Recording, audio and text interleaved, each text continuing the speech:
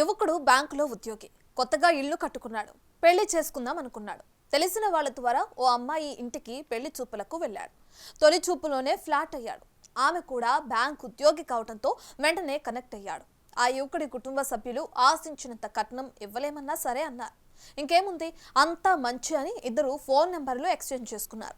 రోజులు తడబడి కబుర్లు చెప్పుకున్నారు. సినిమాలకు షికారులకు తిరిగారు. ఎలాగూ పెళ్లి చేసుకుంటాం కదా అని ఏకం కూడా అయ్యారు. అలా రోజులు నెలలు గడిచాయి. కానీ పెళ్లి ఊసు తేవటం లేదు యువకుడి తల్లిదండ్రులు. ఏం జరిగిందోనని అమ్మాయి బంధువులు ఆరా తీస్తే ఆ యువకుడికి అత్త కూతురుతో పెళ్లి నిశ్చయమైందని తెలిసింది. దీంతో మోసపోయానని గ్రహించిన ఆ యువతి ఆ యువకుడి ఇళ్లు ముట్టడించింది. పెళ్లి పేరుతో జరిగిన మోసం ఎక్కడ జరిగిందో ఇప్పుడు తెలుసుకుందాం.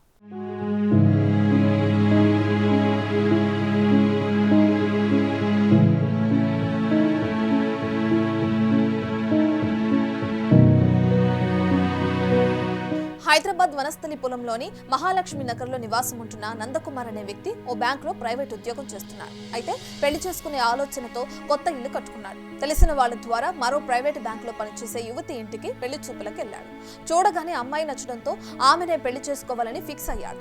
కట్నం తక్కువైనా సరే ఆమె కావాలన్నాడు. ఇక దాంతో ఇరు కుటుంబాలు త్వరలోనే నిశ్చితార్థం పెట్టుకుందాం అనుకున్నారు. ఇక ఈలోగా నందకుమార్ తన అక్క సాయంతో అమ్మాయి నెంబర్ సేకరించి ఫోన్ చేశాడు. అలా రోజు ఇద్దరు గంటలు మాట్లాడుకోసాగారు. ఎలాగో పెళ్లి చేసుకోబోతున్నాం కదా అని ఒకటయ్యారు. కానీ రోజులు నెలలు అవుతున్నాయి. నందకుమార్ పెళ్లి ప్రస్తావన తేవటం లేదు. గట్టిగా అడిగితే అమ్మాయి ఫోన్ ఎత్తడం బంద్ చేశాడు. దీంతో విషయం కుటుంబ సభ్యులకు చెప్పింది ఆ యువతి. వారి విషయం ఏంటా అని ఆరా తీస్తే అత్త కూతురుని పెళ్లి చేసుకునేందుకు సిద్ధమయ్యాడని తెలుసుకున్నారు. ₹1 కోటి కట్నం, 2 ఎకరాల భూమి ఇస్తామంటే వెంటనే చేసుకోవాలని చూస్తున్నాడని, అందుకే యువతికి దూరంగా పెట్టాడని గ్రహించారు. మోసపోయానని తెలుసుకున్న ఆ యువతి బంధువుల సాయంతో నందకుమార్ ఇంటిని ముట్టడించింది. గేటు బయట ధర్నా చేసి న్యాయం చేయాలని డిమాండ్ చేసింది. అనంతరం వనస్థలిపురం పోలీస్ స్టేషన్లో ఫిర్యాదు చేసింది. కేసు నమోదు చేసుకున్న పోలీసులు విచారణ చేపట్టారు. చూద్దాం పోలీసులు ఆ యువతికి ఏ మేర న్యాయం చేస్తారు.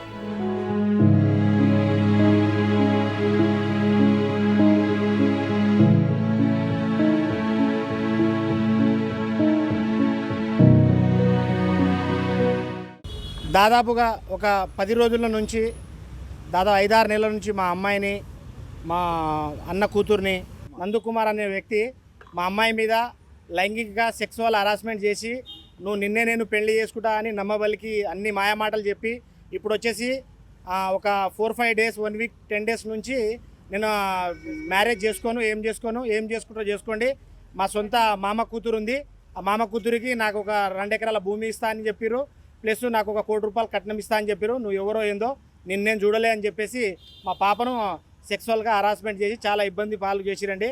ప్రతి ఒక్కరు అందరూ, ఎందుకంటే మన కన్న తల్లులు పిల్లలున్న ప్రతి ఒక్కరు ఇది ఏంటంటే ఆడవాళ్ళ మీద చాలా అఘాయిత్యాలు జరుగుతున్నాయి. కాబట్టి ఈయన కొడుకులను నమ్మి వచ్చేసి చాలామందికి ఇది ఎఫెక్ట్ అవుతుంది. కాబట్టి దీన్ని అందరూ స్పందించి ఎమ్మడే వానిపైన శిక్ష ఇమీడియట్లీగా వానికి బయటికి రాకుండా మా పాపను మాకు న్యాయం చేస్తారని నేను కోరుకుంటున్నాను. కుటుంబ సభ్యులతో కలిసి పెళ్లి చూపుల కోసం వచ్చి పెళ్లి చేసుకుంటానని నమ్మించి 6 నెలలుగా ఫోన్లో మాట్లాడుతూ శారీరకంగా వాడుకుని చివరకు చేతులెత్తేశాడని వనస్థలిపురం పోలీస్ స్టేషన్ పరిధిలో నందకుమార్ అనే యువకుని ఇంటి ముందు ఆందోళనకు దిగింది బాధిత యువతి.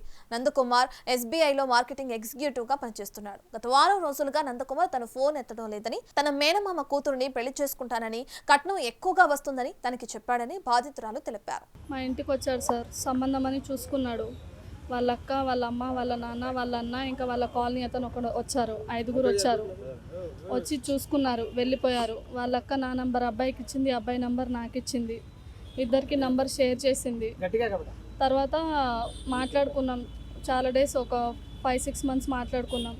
తర్వాత మళ్ళీ వాళ్ళ మేనత్త కూతురు ఎక్కువ కట్నం ఇస్తుంది అనేసి నన్ను వద్దని ఇంకా వారం రోజుల నుంచి నా ఫోన్ లిఫ్ట్ చేయట్లేదు.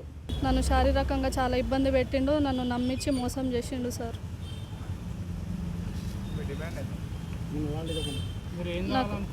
నాకు న్యాయం కావాలి సార్, అంతే. నేను అతన్ని పెళ్లి చేసుకోవాలనుకుంటున్నాను అంతే sir.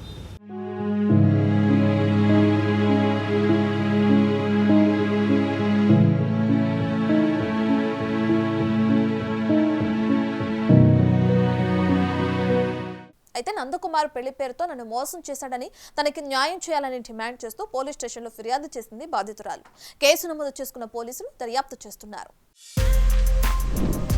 For more videos like this, subscribe Big TV channel.